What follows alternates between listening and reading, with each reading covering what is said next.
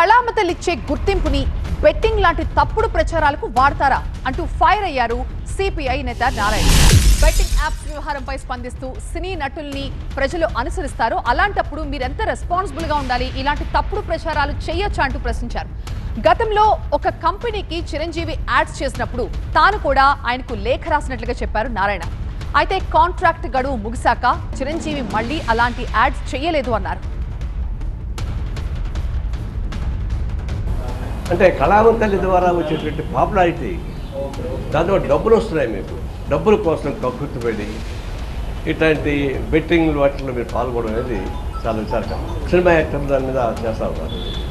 ఇప్పుడు దీనిలో కొంతమంది ఏమంటారు, తెలియక చేశానని చెప్పేసి ఒక ఆయన అంటున్నాడు. చట్టపరంగా ఉంది కాబట్టి నేను చేశానంటున్నాడు. ఏం చట్టం? పనికిమాలిన చట్టం. చట్టం వేరు, నైతికత వేరు. గుట్కా కూడా ఇది ఆహార వస్తువులు ఇది ఒకటని చెప్పేసి ఒక పనికిమాలిన జడ్జిమెంట్ ఒకటి వచ్చింది. దాన్ని దృష్టిలో పెట్టుకొని పాన్ పరాక్ ఇవన్నీ తయారు చేసి అమ్మేస్తూ ఉన్నారు.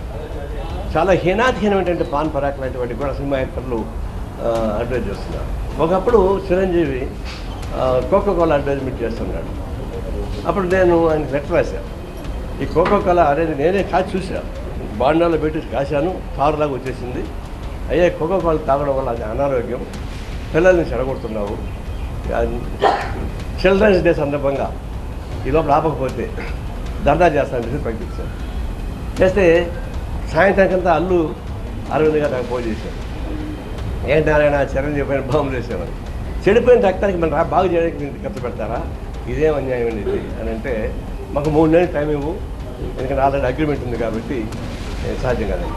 కరెక్ట్గా 3 నెలల తర్వాత ఆపేశాడు.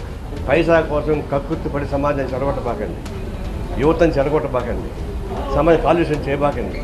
దయచేసి చెప్తా ఉన్నాను. ఇప్పుడు దాకా మీరు చేసింది అయితే ఎదురు పనిష్మెంట్ ఇస్తా తెలియదు గవర్నమెంట్.